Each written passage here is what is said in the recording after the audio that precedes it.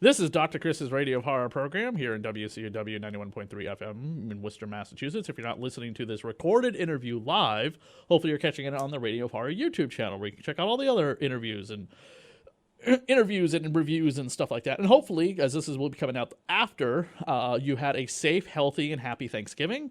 And hopefully you'll have a upcoming amazing holiday, whatever your religion happens to be. Tonight on the show with us from Rough House Publishing and a writer in his own right, get it, haha, as well as a podcaster on the network I'm on, the Dorkening Network.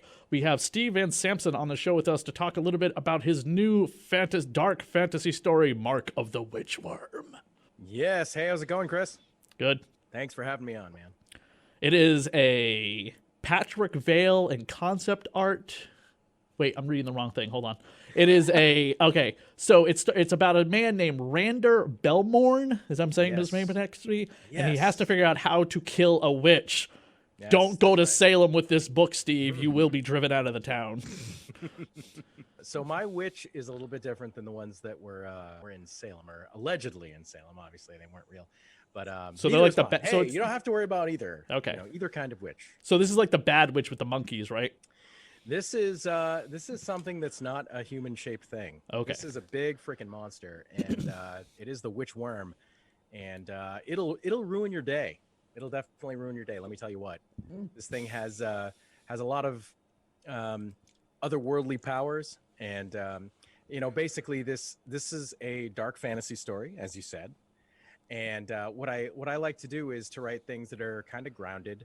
And it is fantasy, but it's kind of low fantasy, in the vein of like The Witcher or Game of Thrones, where there's some stuff that doesn't actually exist in real life, like dragons and giants and all this kind of stuff, or monsters just in general. But other than that, it's like kind of sort of grounded. I mean, Lord of the Rings is like that too, the same sort of thing. Gandalf was a subtle wizard after all, wasn't he? He wasn't like launching like bolts of lightning out like every 2 seconds or anything like that. He kind of just like maybe he lit up his staff to scare something away. Like he was just like really good at stuff. He reminded me of the way Merlin was portrayed by Sam Neill in the Hallmark Channel movie Merlin. I do remember that movie. That was a good movie. I enjoyed that. It is. It's I found a DVD of it once or whatever, and it had a commentary with the director who was. I could not pronounce his name. He's a foreign director, but I'd see the movie so many times I had to listen to it with the director talking about it. And he talks about the movie itself, which was a great commentary. It's also 3 hours long too. So yeah. I remember that existing, and I'm like, I am not watching a 3 hour long documentary on Merlin. Oh, not a documentary. It's a straight up movie. Oh, a movie about the movie, though, right? No. I'm sorry, but the commentary was through the documentary. Oh, gotcha. Yeah. So if you really wanted to find out like the behind the scenes or whatever, like how did he make certain things work or whatever, with the limited budget he had, that's what the best part of it was. Gotcha. Yeah, Rutger Hauer had a small role in that movie too. He was the king that punches Merlin in the gut and then flips a knife around and says, "Here you go. Now slit his throat and make the land do what it's supposed to do, or the baby come." I don't remember the plot. It was just such an awesome little role for him. It was so fun. Is that what happens in yours? Kings just punching wizards in the gut or whatever and saying slit their throat? No, there isn't any of that. But I do actually have a character that I strongly based on Rutger Hauer. Oh, I will say that. Excellent. Yeah, he's sort of just in my head who I pictured as I wrote this character. And I gave him a sort of similar sounding name. His last name is Galtower, and that's an awesome name. Yeah, and he's the captain of the guards at this town that the main character stumbles across. He doesn't really stumble. He is going there, but he does not find what he anticipated finding. But the captain of the guards is sort of the main authority in that particular town. And he's very much just based on Rutger Hauer. I describe him with like a mane of wild, unruly light blonde hair, and he's got icy blue eyes, and basically the entire time I'm writing the character, I'm just picturing Rutger playing him. So that was kind of fun. He was like my only tribute to an actor as I wrote. But I do that sometimes. Like I find that to be very helpful to keep characterizations and also. Well, not characterization as much as just the look of the character straight in my head. So if I'm describing them, and I have notes because I made this person up. I'm like, oh wait, does this guy have one eye, or does this guy have scars, or what is this guy's deal? I can't remember because it's just a minor character. But if you think about like an actor or an actress as you're writing, it's sort of helpful because you're like, oh, that's the Rutger Hauer guy. I can just describe Rutger Hauer. So anyway, I've done that in my books in the past too. Who's the artist on your book? He's an artist from Munich, and his name is Rene Eigner. It's Aigner, and it is pronounced Eigner. I checked. And he's a really cool dude, very, very talented. He's done work for Game of Thrones books. He does like Game of Thrones like supplemental books, and he's just incredibly talented. He actually also did the covers for both albums of my old band, Enchanted Exile. He actually did both of the covers for that, and he's also done covers for Brian McClellan, the guy who writes the Powder Mage novels. He did Rene did the first batch of novella covers for him. He's a really talented dude. I was really happy, I was really happy to get him on this project. It was fun because third time working together and all that. He definitely has that painted style that fits a fantasy novel. Fantasy novels, I think, all need a painted artist on them. It can't just be like photographs of people posing with their backs showing, muscle and stuff like that. It has to be something epic like this. That's definitely how I feel too. I mean, obviously there are plenty of fantasy novels that use photorealistic covers and other stuff that you're not expecting. But I did want a classic sort of a painted cover, and we actually got 3. So we commissioned him he did a suite of art for this book. And the main illustration, which is probably the one you're looking at, is the guy on the horse. That is the standard cover. Kind of, that's our hero, Rander Belmorn, just riding into this snowy forest for the first time. And he's surrounded by these evil eyes he's not really seeing. And the idea is that there's dangers all around him, and he's just not seeing them quite yet. And then on the back of the standard cover is actually the second painting. And that was what we used for the teaser when we first talked about this book, when we first revealed that this was going to be a Rough House property and all that good stuff. And you see, actually, it's a different character, although that is pretty easy to miss.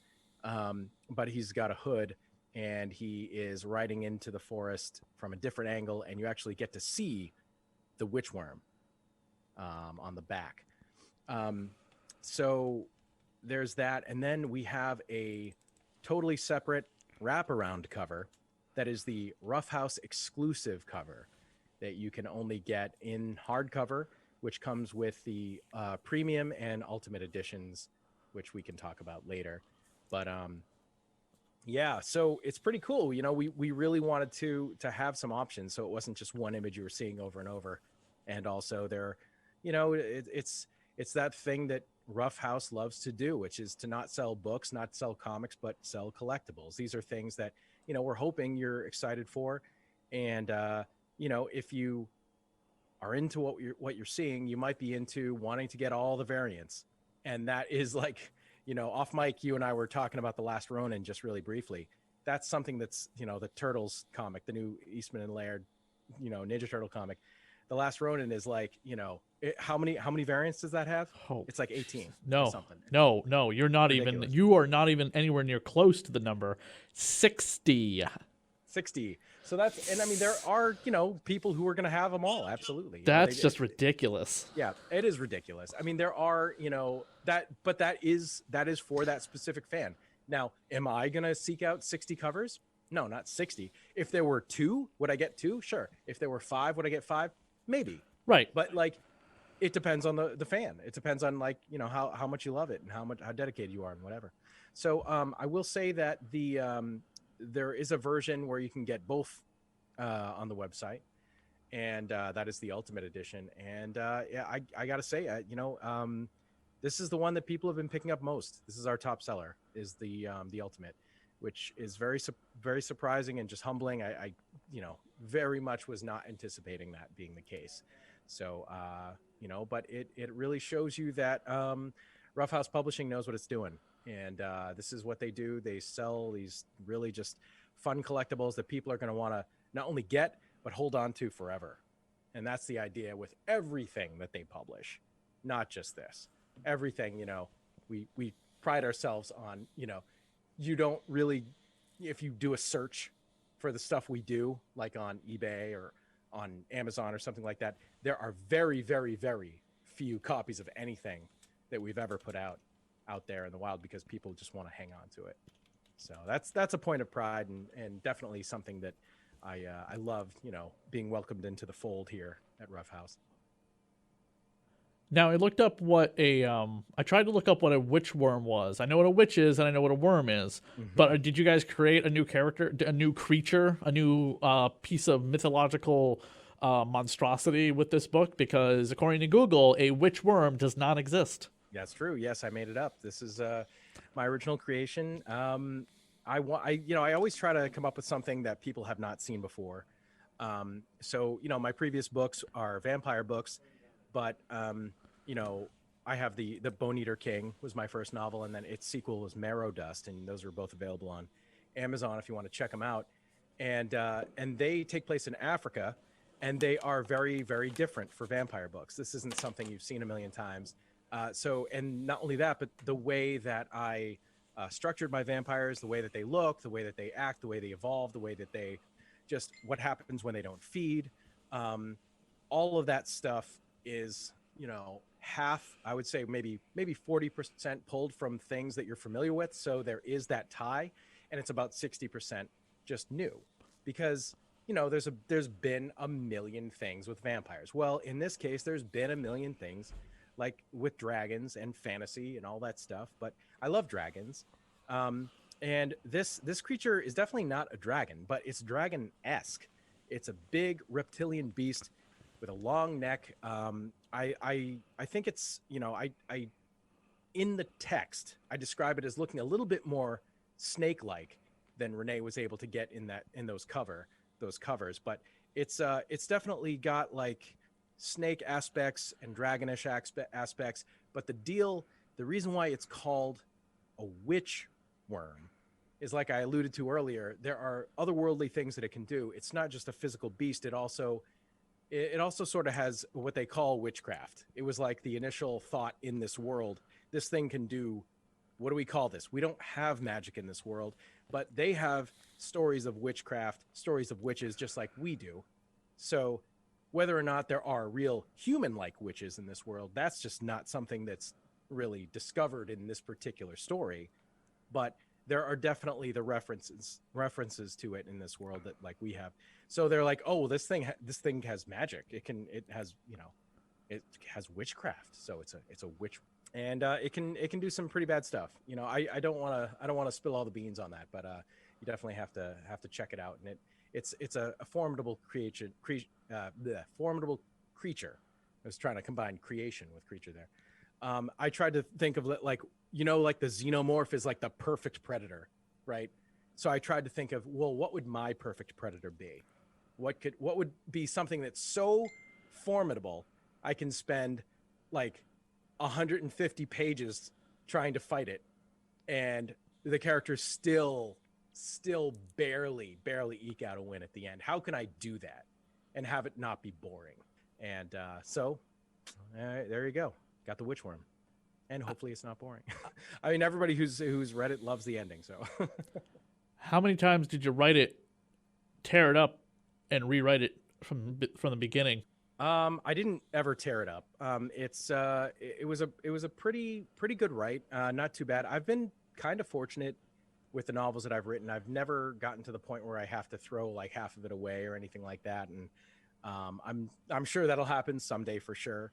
And that's definitely happened with short stories. I mean, there are short stories I've written for anthologies that I rewrote from scratch 5 times. It's like, no, this isn't right. No, this isn't right. No, this isn't right. Over and over and over. And I have the same idea that I'm going for, and it just doesn't work. But with the novels, they've all been all right. Like, it takes me a while to write, though. It's not like I wrote this thing in 2 months. This took me from start to finish. It took me about 3 years. So a lot of it is just, carefully planning things out and, finding things out as I go along as well, because there's plenty of stuff that I didn't plan at the onset. that by the time I got there, I'm like, oh, you know what I could do? I could do this. And I never would have thought of that at the beginning. But now that I'm here, now that we've been through all this, I'm like, oh, okay, I can connect these dots in this other way, and that'll be more interesting. So yeah, it was a pretty long write. Like I said, 3 years, start to finish, and that's not the first draft. That's to the finish. So the first draft took me much less than that, but it was also kind of steady. So yeah, Do you plan on doing a sequel to it, or is it standalone? I would love to do something as a sequel, not necessarily a second book like book number two. What I would really love to do is, well, let me back up. So the main character, as you said, his name is Rander Belmorn. So Belmorn is a character from a culture that I based heavily on Native Americans. Now, there is no America, so he's not truly a Native American, but he's very similar. And I made sure to describe him that way. And also, he's also often referred to as a Blackfoot, so that the reader will easily have that correlation in their head. But the Blackfoot is not his tribe. He's basically like sort of a fisherman, only instead of fishing with like poles, what they do is they live along this Black River. They just call it the Black River. It's massive, huge Amazon-sized river, just massive. And it's not in the middle of a jungle, though. It's like plains. And it divides the continent where we are. And so they're just on the banks there's various settlements along the banks, and he's from one of those. And what they do is they are the masters of these massive horses that I describe like basically like a Clydesdale, only the legs are a little bit longer. And these horses actually can go out into the river up to a point, and they feed on like these salty grasses because the river is actually brackish. It's salty and it's freshwater. It's like a mixture of the two. And I did look it up, and there actually are rivers like that in the world. The difference is that those rivers are usually not that long. Usually it's somewhere, near fresh water and near the ocean, and they mix. And there's a stretch of it that will be brackish and it'll be fresh water. But for this, story, I'm bending the rules a little bit. And so we have this salty river. There is essentially like the Marianas Trench in the middle of this river. And things live down there that are just huge. And deep sea gigantism is a real thing. And things grow big down deep. And things in this world actually come to the surface. Things like eels and not really fish, but other creatures. I really lean into the eels. There are these massive things. They're called greater eels. There's all sorts of species of them. And basically these hunter guys, the Blackfoots, they will ride out into the river on these giant horses, and then they do things that you're gonna like seed the river, however, to lure these things to the surface, and then they come to the surface, and now it's time you got to try to kill it, right? So they basically what they do is they have a team of guys that all have horses. Everybody's on horseback, and they're a little bit further back, and they're the anchor. These it's usually a team of 5 to 10 people, and they're all holding the ends of ropes. And then there's one guy, or sometimes there's more than one guy, that will actually ride out up ahead.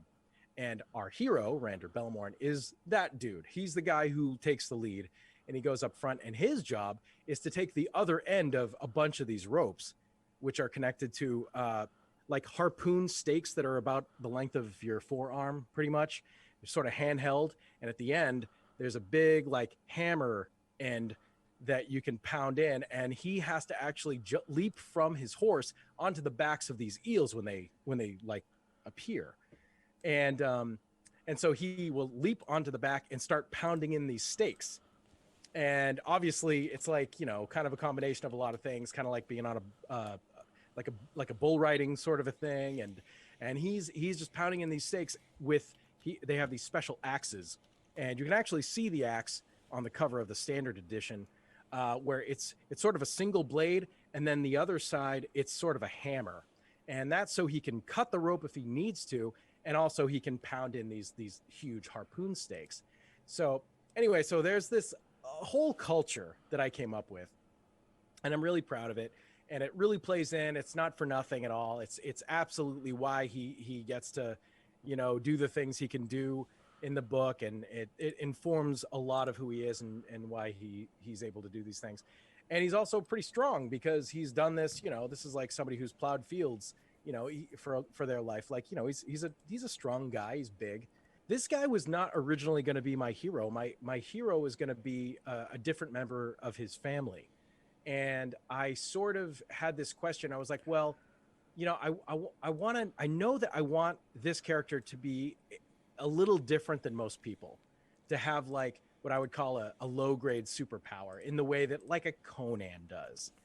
Conan has a low grade superpower in that he's just bigger and stronger than everybody. Whenever Conan comes against like any other bandit or ruffian or warrior or anything, you're not worried about it. You're not like, oh, gee, I wonder if Conan is going to survive. You're like, no.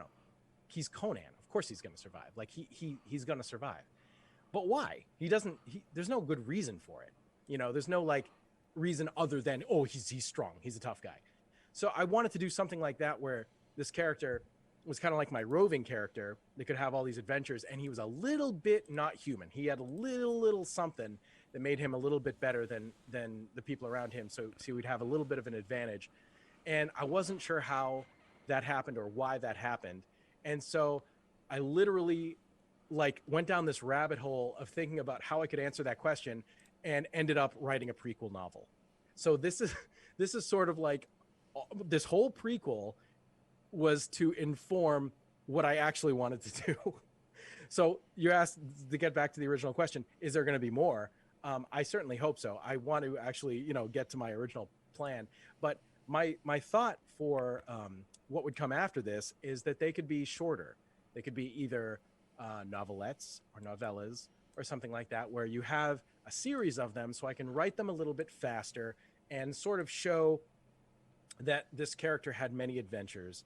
And you get this sort of scope for all these, because adventures are like my favorite thing, but adventures and monsters, really, that's all I want to show. Like everything I ever write, like I love adventures, I love monsters, I love horror, but and actually there's a decent amount of horror in this book.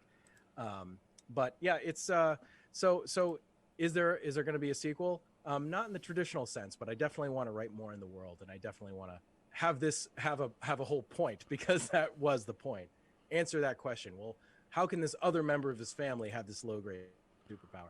Well, I think if you read this book, you'll find that out. Just before we let you go, in the background of one of these images, the main character... Why is the screen not doing what I want to do? Okay, there we go. The main character walking on his horse in the bloodied battlefield, there's all these red eyes behind him, which is a very nice touch. What creatures are those? Well, I don't really want to say. Okay. There, and it's not exactly literal to the text either. They're not like up in the trees like that, but they are referencing something. And like I said, the idea with that cover is to basically show that he is surrounded by danger, but he's just not seeing any of it. Oh, okay. So, but there are eyes, and there are eyes in the forest, and there are things like that. So there is a reference there. So it's like a Bugs Bunny cartoon where they're walking through a dark forest or whatever, but they're completely oblivious to all the eyes popping up in the trees behind them. Yeah, pretty much. Okay. Pretty much. And I would also say that it's entirely possible that the things that are up high could be something else. Could be a different creature that is also in the book. So it's one of those things, like it can mean different things to you, after you check it out, and hopefully you like it, and then you're looking at the cover and you're like, oh, cool. I mean, because that's like such a big thing for me. I love looking at covers after the fact, and like album covers. Oh my god, like honestly, what I was thinking of with this was sort of like the cover to Dio's Dream Evil, where there's just like so much evil stuff going on around the sleeping girl, and she's asleep. She doesn't know. She's sucking her thumb. She's like, completely oblivious to it. And there's just all this bad stuff that's just swirling around her, and she's sleeping blissfully. This is sort of like my tribute to Dream Evil. Awesome, man. Why don't you also plug your podcast real quick before we let you go, and where people can find out more information about the book? All right. So, as far as my podcast goes, I am a co-host of the Retro Redoctopus Cephala podcast. We are a nostalgia podcast. There's four of us. We have a really good time, and we are also on the Dorkening, as you mentioned, Chris, with you guys and a bunch of awesome other shows. So, if you're interested in that, you can find us on Facebook, and our episodes air every other Tuesday. And you can look up Retro Redoctopus. Redoctopus is RIDOCTOPUS.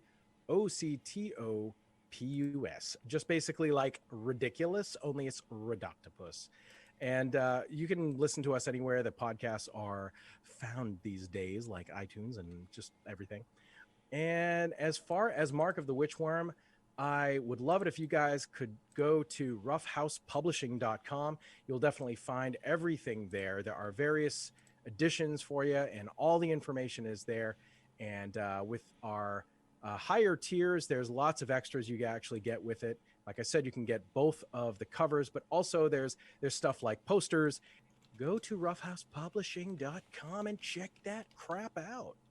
Awesome, Steve. Thank you so much for coming on the show. As the date we're recording this is before Thanksgiving, I hope you have a happy Thanksgiving at the time that it airs. Hopefully you have a happy whatever you celebrate for the rest of the year, and stay safe and healthy in the apocalypse of 2020. Yeah, you too, Chris. Thanks a lot for having me on. I really appreciate it, man. And I will see you on the Dorkening Network sometime soon. It's not like we're not going to see each other. and whenever the world opens back up, I'm sure we'll see each other at cons, because that's where we met. So yes, we will see each other. I have strong belief cons will come back next year in a I hope so. Some kind of capacity. I have strong beliefs. So good night, everybody.